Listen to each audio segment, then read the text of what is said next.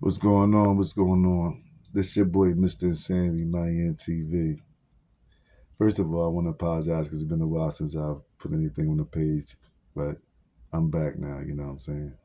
Um, this story right here is gonna be about when I got locked up when I was a young boy. Never been out of state locked up. Just with the cfcf for a couple of weeks. I didn't get charged with anything. They just helped me. It was trying to get me to snitch, basically. So you'll understand what I'm talking about when I get to the story. All right. So first things first. You know what I'm saying? All right. This was this was this. I want to say I had to be around 18. I think I was around 17, 18 years old. I was working at Checkers. You know what I'm saying? But I had a gold 4-door with Cutlass, you know what I'm saying, with rims on it and a little system in it. So, we all used to drive each other cars back in the day, you know what I mean? We was a G, so we drove each other cars, everybody had their own thing, but we drove each other cars, you know what I'm saying? And this particular day, you know what I'm saying, I had to work. I had to work that night. So I we all chilling at the crib before I go to work, you know what I'm saying? I'm like, yo, I gotta work, you know what I mean? I don't want to leave the car out in the lot. Come drop me off. All right, boom. So they drop me off. I'm like, yeah, park it up in front of the crib after you. Yeah, I mean, boom, bang. So we get to I'm at work. I mean, I'm working all night. Everything good. I had a good night at work. No, nothing wrong. I get in there, get ready, give my man Wayne a high five. My man Tone a high. I mean, give him a pound and everything. We busting it up, doing my thing at Checkers.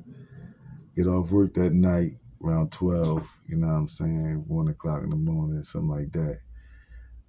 We always go to the courts. So, we after we get off, we go to the courts. Go to the courts, we shooting around a little bit. After we grab some bobbies, of course. So, we go to the courts and we shooting around, doing our thing, just basically bullshitting around, you know what I mean? We ain't really playing hard or nothing because we just got off work and that's what we did. So we went to the courts after that, you know what I'm saying? Like, oh, I'm sorry, I'm going a little too fast. My man Wayne drove me to the courts because I didn't have my card, so and we was at Brewer and Gerard. We worked at the Brewer and Gerard Checkers. We opened that joint. That was our store right there. You know what I mean? My man Wayne came from area, but that's a different story. So we ain't run into it. Like I said, we at the course. We all chilling. Boom.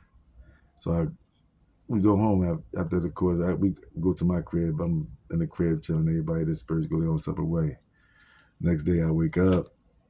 Same routine, you know what I mean? Everybody in the crib, the G, you know what I mean? All the G there, everybody chilling, smoking. We wake up to the L, make some pancakes, get up in the morning, you know what I mean? Little ass in the crib, motherfucking beast, motherfucking raw, motherfucking skillsman, you know what I'm saying?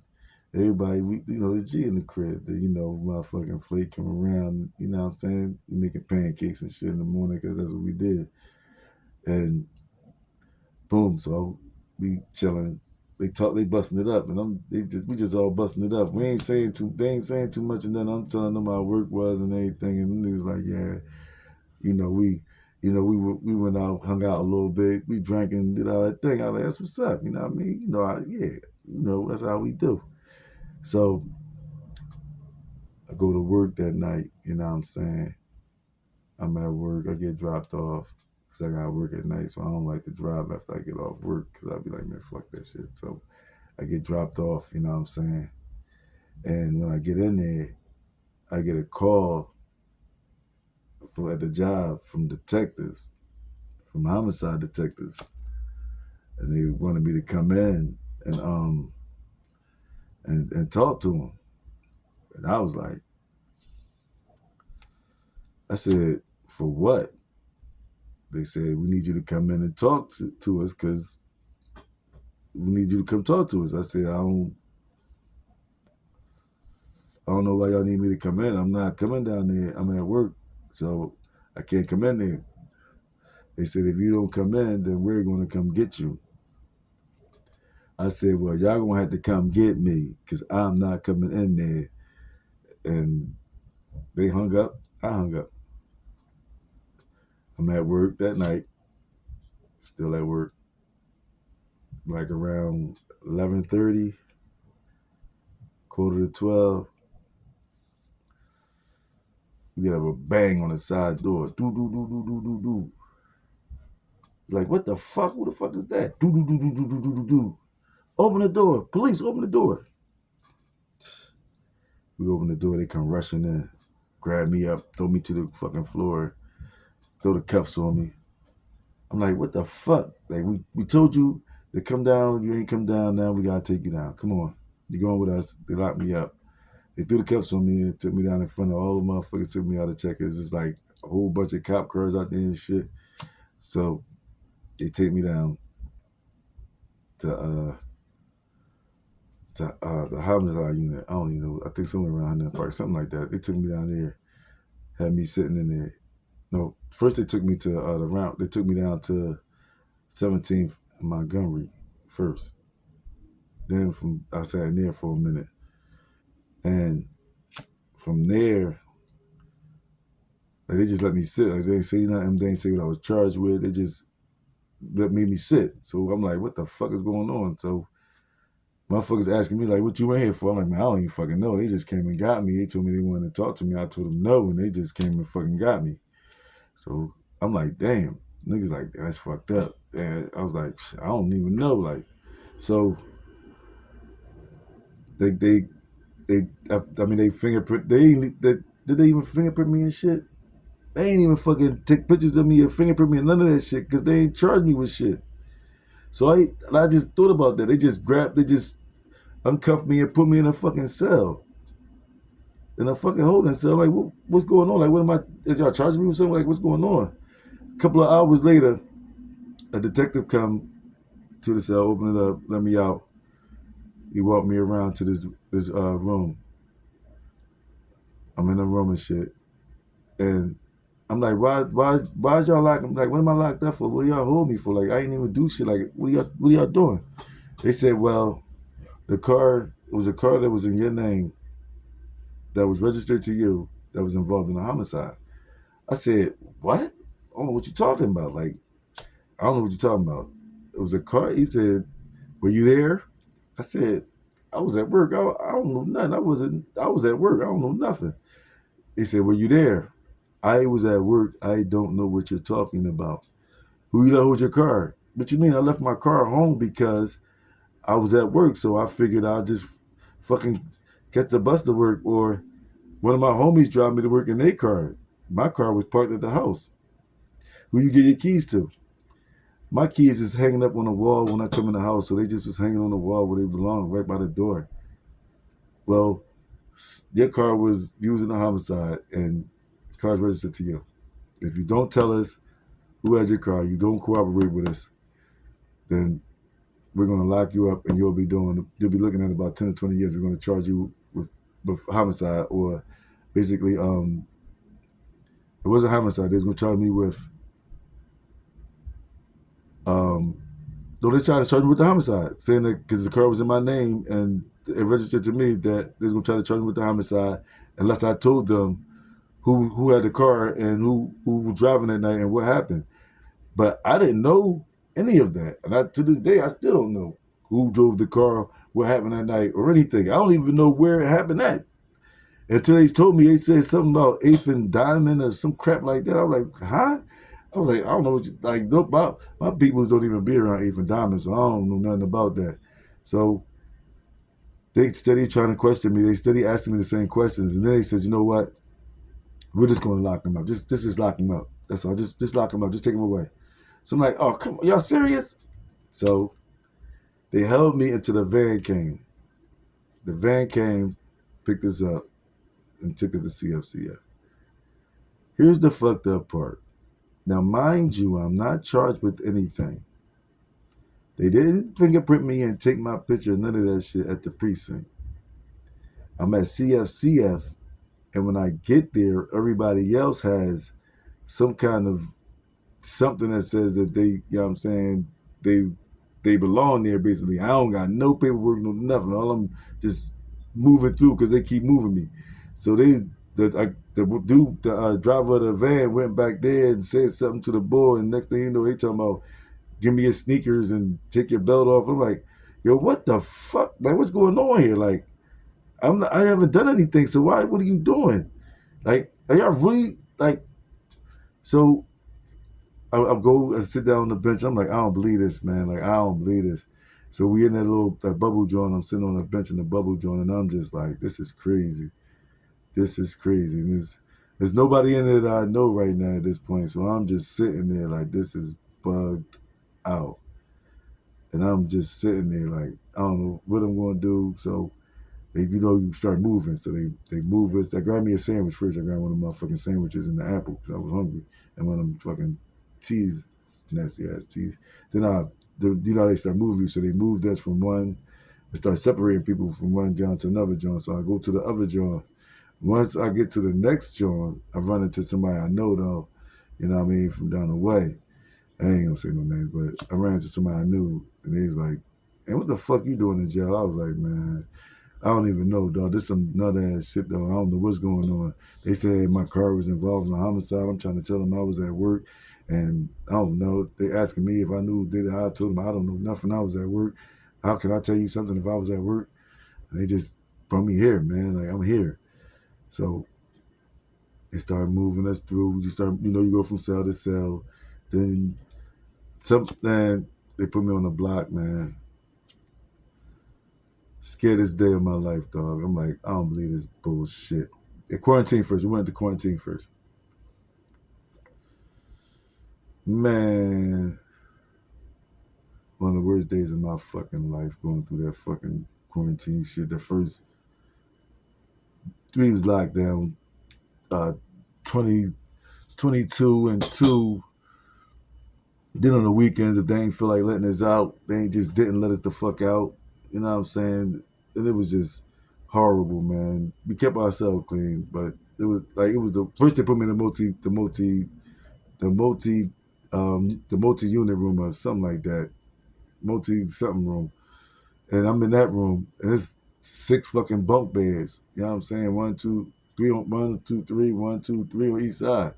It's the multi-purpose room, some shit like that. So it's all these fucking beds, and it's a whole bunch. Now it's niggas, it's like a bunch of cats here. Yo, this ain't gonna work. Niggas on the floor. It's just too many people in this cell, and it shouldn't have been. You know what I'm saying?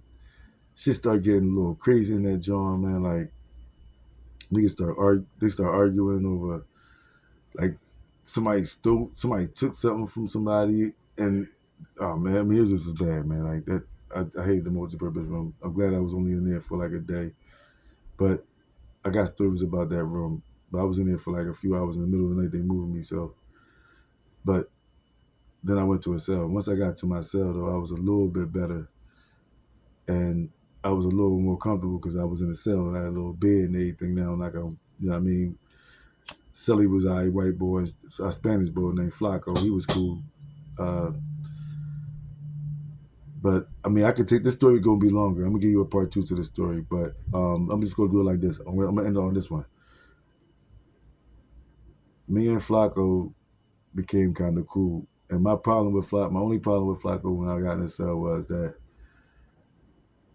I told him I rap, and this nigga, I'm tired of shit. This nigga started rapping, and he kept rapping all night. I mean, I literally fell asleep to this nigga rhyming. Like, he was talking, and like, he must have had Vasily in a long time. Because he was talking, like, I mean, when I say he was talking, like, about everything. Like, he asked me questions like, what's up with this area? What's up with this area? What's up with this area? And I'm like, yo, dog, like, this area, like, I mean, this is going on here, and this is what's happening here, and you know what I mean? Because, like, I used to be down on the Badlands. I used to be down by that way, you know what I'm saying, in that area. And I was in North and Johnson Homes, you know what I'm saying. At Sioux City, North Philly, I was a mover, you know what I'm saying, because I knew people, so I used to shake and move. I was uptown at points sometimes, so I was a mover. Wasn't no drug dealer, wasn't no big time drug dealer, nothing like that. I was just a mover. I rapped. I was cool with people. I knew a couple of people, and that was what it was about.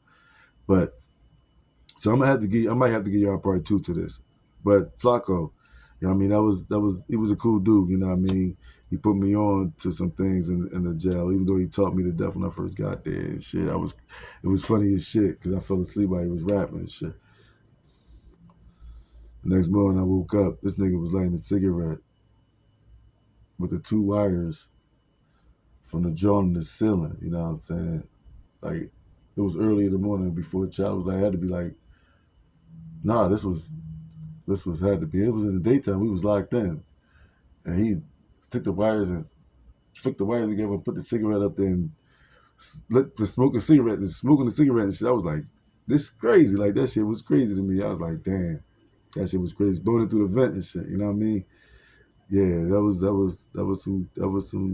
some thorough shit to say right there. Like I said, he put me onto some things, and I'm gonna tell y'all about the things he put me onto. And because this story, like I said, I sat for a minute. So by me sitting for a minute, I gotta get to the point so where I got out and what happened to me and all the nonsense that went on. Like for instance, I was um I was in my cell sleep and like 2:30 in the morning, fucking DTs come in, pull me out my cell, you know what I'm saying, take me to a room, this little room and shit. Try to talk to me calm at first, like, you want some coffee, smoke, you want a cigarette? Like, no, I don't smoke. I take some coffee though, so you know what I mean? They talking to me calm first, like, so so you still don't know who had your car today? Like, you still don't know who had your car? And I was like, I was at work, like, I left my keys in the house. I don't know, you know what I mean? I don't know what you're talking about. Like, I can't give y'all any answers. Like, I can't tell y'all nothing that I haven't told y'all already. And the cop was like, you sure about that? I said, yeah, I'm positive about that. That motherfucker smacked the coffee out of my hand. Boom. I was like, shit. Then the other boy got up, pushed me out the chair and shit, started shaking me and slammed me through the floor and picked me up, sat me in the chair again. It's like, we could do this all night. And every night, if you wanted to, you tell us what we want to know. Like, you had to know who drove the car. You had to know who's driving your car. I said, I don't know. Y'all keep asking me. I don't know. So he took me back to the cell. I'm go back to the cell. I'm tired of shit, beat up. Next time, by the time they get me back, they calling for child. So now I got to get up. We got to make our beds. We got to make sure it's clean in the cell and everything cleaned up and shit before we can go out and, you know what I mean, and eat and shit because the COs check your cell. And I went through that the whole time I was there until shit, until they decided just to let me go. Because there was no reason for them to hold me. Like, there was no reason for them to, even when I was calling home, I was like, what are my charges? Like, did they tell y'all what I'm charged with? Did they give y'all anything? They said, right now, you just being charged with an accessory to a homicide. So I'm like, how am I accessory if I was at work? Because they trying to say that I gave somebody my car to do some dirt, but it's no, no. So yeah, it helped me. I got more stories about that, but I'm gonna give y'all a part two. I'm just gonna tease y'all with that right there. I got some stories about Flacco too and some other stuff. So I'm gonna tease y'all right there. But keep tuning in. I got something for you.